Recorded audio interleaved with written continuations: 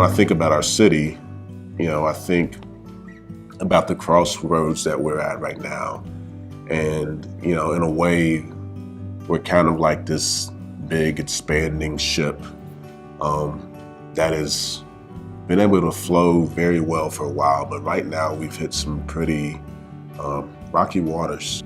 And there's a definite storm that we're confronting right now.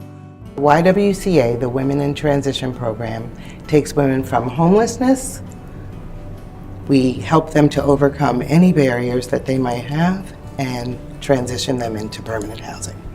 I started out working in the field of human resources when they started downsizing and the companies were going out of shipping a lot of the work overseas. I happened to be in that department where they were doing that. And so I unfortunately lost my position.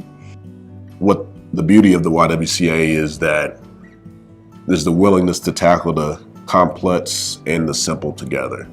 Well, I guess my life was condensed into a large suitcase, a medium-sized suitcase, and sort of a carry-on bag. Trying to find a place to live, I used all my monies and stuff, and someone told me about this particular program here. And I just really love the commitment that you all have to the community, but most importantly, to your residents, to the people that are participating here. We give them a sense of hope that this isn't your end. There is hope at the end of the tunnel, and you will succeed and get over these hurdles. I can't find a job. I've exhausted everything. And I think I said before, it's kind of like you're in a sea and you're kind of rocky and rolling and you're like, okay, I need a safe place to dock my boat for just a little bit, a little while. It had taken her 2 years to find a job at a grocery store. And I said, so what do you really want to do, Charleen?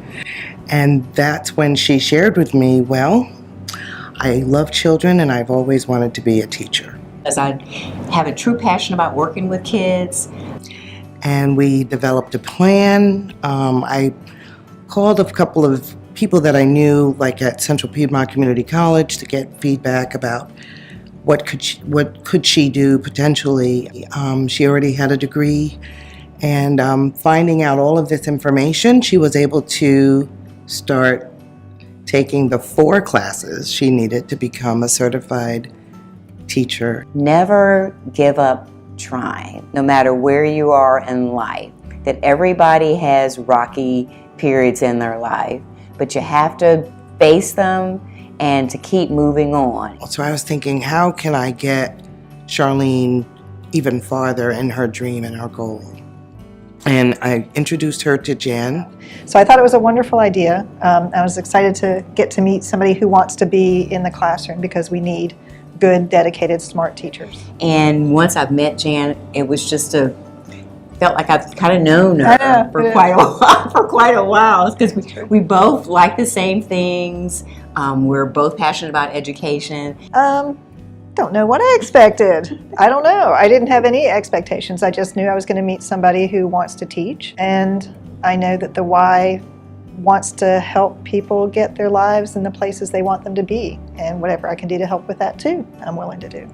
And so one of the great things I think about the YW is that it provides an opportunity not only to impact folks that we recognize traditionally as marginalized, but it also gives folks who have significant privilege the chance to connect in a different, more authentic way. Well, we all live in our own bubbles. I mean, no matter where you are. And so my bubble happens to be one of a lot of privileges in many ways. I live in a very safe neighborhood. I have access to the internet all the time. I have a car. I have a job.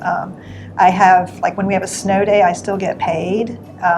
All these things that you don't necessarily think about if you don't have to think about it. We're also segmented or siloed, and the more segregated our schools get economically and racially, the harder it even becomes for people to get to know the different ways that people live. But I think if we as a greater community can take a cue from the YWCA and realize that if we invest in our citizens, we'll actually all be better off in the long run. I do think it's a myth that anybody's a self-made person. And people like to say, oh, you should just pull yourself up by your bootstraps, but that's impossible to do if, say, you have no boots, right? And I think anybody who would examine how they got to where they are would be able to identify dozens of people who helped them succeed in those ways. And anybody who wants to believe that they have made it solely on their own is probably not being honest with themselves. And there's a definite storm that we're confronting right now. And one of the things that I see the YWCA doing is providing one of the many lighthouses that we're going to need in order to navigate that, in order to safely get to shore.